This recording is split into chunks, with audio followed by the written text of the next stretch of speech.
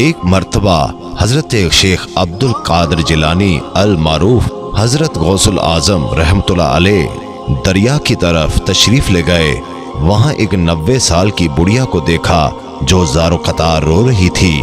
ایک مرید نے آپ کی بارگاہ میں عرض کیا، مرشد، اس ضعیفہ کا اکلوتا خوبرو بیٹا تھا، بیچاری نے اس کی شادی رچائی، دولہا نکاح کر کے دلہن کو اسی دریا میں کشتی کے ذریعے اپنے گھر لا رہا تھا کہ کشتی الٹ گئی اور دلہا دلہن سمیت ساری بارات ڈوب گئی۔ اس واقعے کو آج 12 سال گزر چکے ہیں، مگر ماں کا جگر ہے، بیچاری کا غم جاتا نہیں ہے۔ یہ روزانہ یہاں دریا پر آتی ہے اور بارات کو نہ پا کر رو دھو کر چلی جاتی ہے۔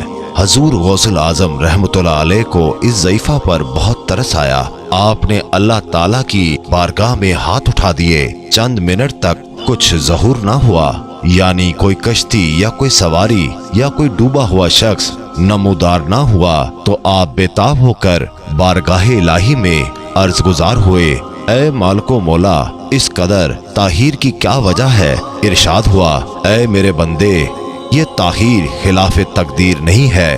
ہم چاہتے تو ایک حکم کن سے تمام زمین و آسمان پیدا کر سکتے تھے، مگر حکمت کے تحت 6 دن میں پیدا کیے۔ بارات کو ڈوبے ہوئے 12 سال گزر چکے ہیں، اب نہ وہ کشتی باقی رہی ہے نہ ہی اس کی کوئی سواری۔ انسانوں کا گوشت وغیرہ بھی دریائی جانور کھا چکے ہیں۔ ریزہ ریزہ کو اجزائے جسم میں اکٹھا کروا کر دوبارہ زندگی کے مرحلے میں داخل کر دیا ہے۔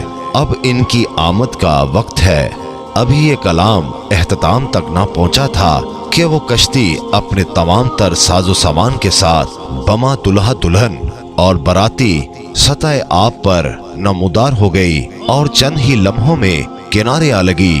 تمام باراتی شیخ عبد القادر جیلانی رحمۃ اللہ علیہ سے دعائیں لے کر خوشی خوشی اپنے گھر پہنچے۔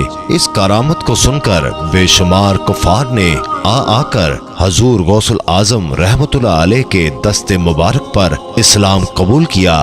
حضرت شیخ عبد القادر جیلانی رحمۃ اللہ علیہ کی یہ کرامت اس قدر تواتر کے ساتھ بیان کی گئی ہے کہ صدیاں گزر جانے کے باوجود برصغیر پاک و ہند کے گوشے گوشے میں اس کی گونج سنائی دیتی ہے۔ اللہ تعالیٰ کی بارگاہ میں دعا ہے کہ اللہ تعالیٰ غوث پاک کے درجات کو بلند فرمائے اور ہمیں اولیاء کرام کا ادب و احترام کرنے کی توفیق عطا فرمائے اور ان کے نقش قدم پر چلنے کی توفیق عطا فرمائے۔ آمین یا رب العالمین۔